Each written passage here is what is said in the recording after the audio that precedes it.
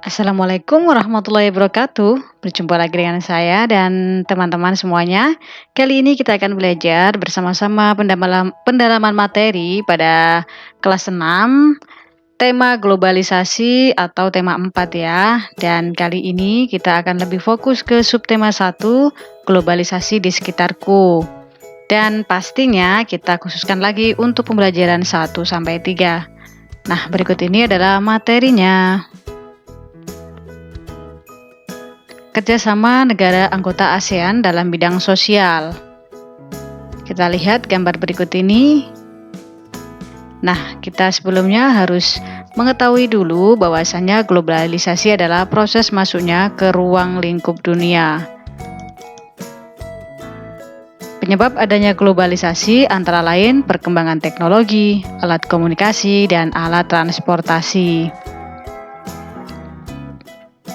Hal ini memudahkan kerjasama antar negara.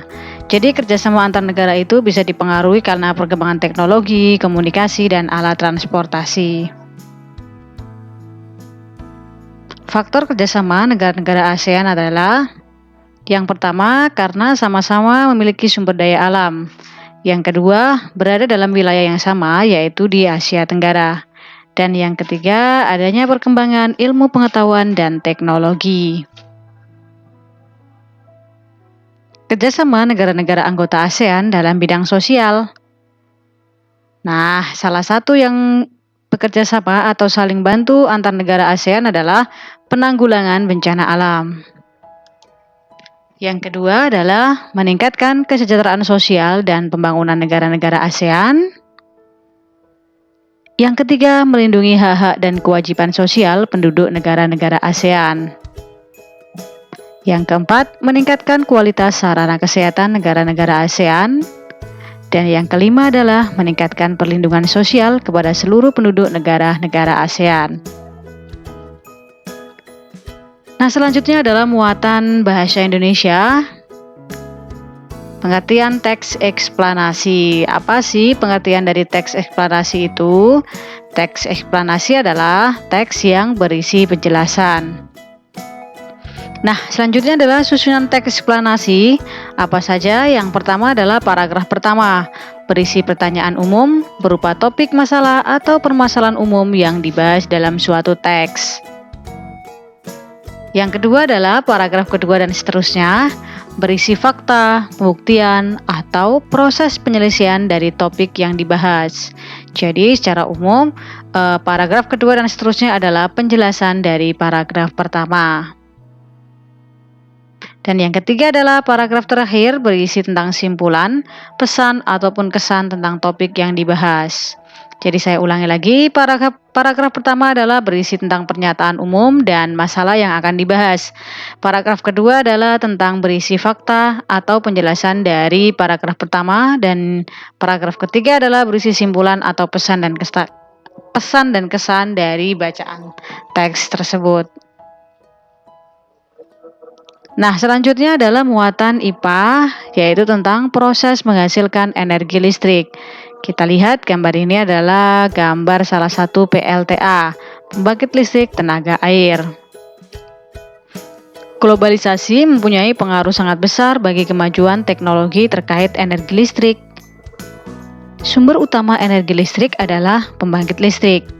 Dan salah satu contoh pembangkit listrik adalah pembangkit listrik tenaga air. Nah, PLTA ini adalah salah satu pembangkit listrik yang tidak akan pernah habis karena airnya jika selalu ada, maka pembangkit ini akan tetap bisa dimanfaatkan oleh manusia. Nah, berikut ini adalah gambaran singkat terkait bagaimana sih prosesnya aliran air bisa menyebabkan atau menghasilkan listrik. Yang pertama, keterangannya adalah PLTA memanfaatkan energi air yang mengalir. Yang kedua, aliran air dialirkan melalui pipa-pipa khusus untuk menggerakkan turbin. Dan yang ketiga, gerakan turbin tersebut yang nantinya akan diubah menjadi energi listrik di dalam generator. Nah, saya ulangi lagi, ini ada air. Air ini akan mengalir melalui pipa. Kemudian pipa ini akan menggerakkan turbin. Nah, turbin ini akan menggerakkan generator, dan generator inilah salah satu alat yang bisa mengubah energi gerak menjadi energi listrik. Nah, dari sini akan dialirkan listriknya itu ke rumah atau daerah sekitar.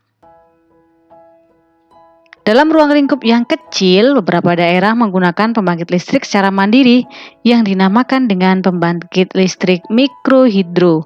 Ada kata mikro itu adalah kecil. Pembangkit listrik mikrohidro menggunakan aliran air untuk memutarkan kincir air. Kemudian kincir air menggerakkan turbin hingga menghasilkan listrik. Mungkin di daerah kalian ada seperti ini. Sekarang sudah tahu kan fungsi ini adalah untuk pembangkit listrik yang digerakkan oleh aliran air.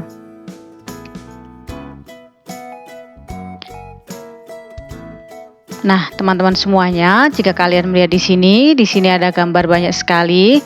Ini adalah salah satu gambar yang sering kita temui dan ini dinamakan reklame. Nah, hari ini kita lanjutkan ya pengertian reklame beserta ciri-cirinya. Apa sih pengertiannya? Reklame adalah salah satu bentuk ajakan atau pemberitahuan kepada orang lain. Reklame berdasarkan tujuan pengadaannya, yaitu bisa dikategorikan sebagai reklame komersial dan non-komersial. Kalau komersial adalah yang untuk dijual beli, kalau non-komersial bukan untuk jual beli. Nah, sedangkan reklame berdasarkan medianya yaitu dibedakan menjadi reklame audio, reklame visual, reklame audiovisual. Sekarang apa sih ciri-ciri dari reklame itu? Yang pertama adalah berisi informasi atau membujuk atau mengajak masyarakat. Ciri yang kedua adalah menggunakan kata-kata yang menarik. Yang ketiga, terdapat slogan yang menarik dan mudah diingat oleh pembaca. Keempat, terdapat gambar atau ilustrasi dan pastinya yang sangat penting adalah tata letak antara tulisan dan gambar terlihat rapi. Jadi komponen tulisan dan gambar ini seimbang dan menarik, sehingga membuat orang itu akan berpengaruh untuk membelinya atau mengikutinya. Sikap terhadap keberagaman kegiatan ekonomi. Kita lihat di sini, setiap orang melakukan kegiatan ekonomi dan mereka berbeda-beda kegiatannya, tetapi mereka harus saling menghargai. Setiap manusia memiliki kebutuhan yang berbeda, benar kan?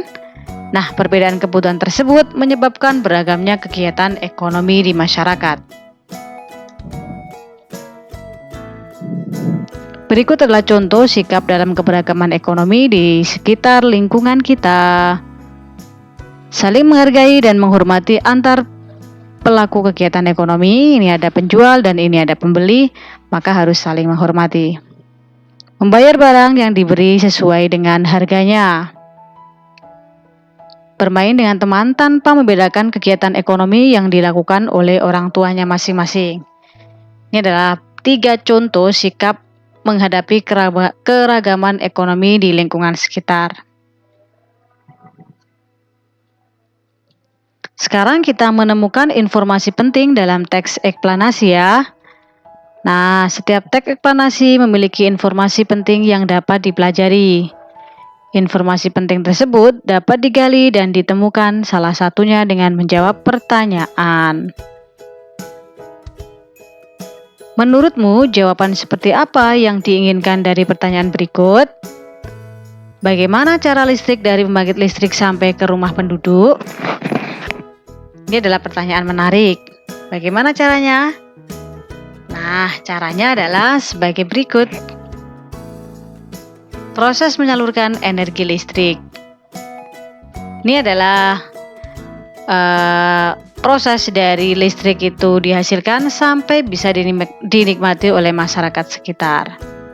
Ini dia prosesnya. Yang pertama, energi listrik yang dialirkan oleh pembangkit listrik tenaga air siap untuk disalurkan.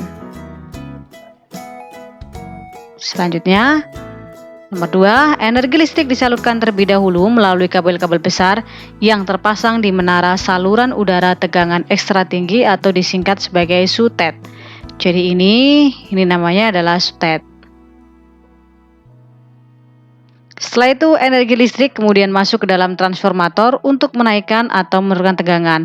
Nah, yang di sini ini adalah transformator untuk menaikkan tegangan atau disebut sebagai step up, transformator step up, dan dinaikkan menjadi sekitar 2000 kV.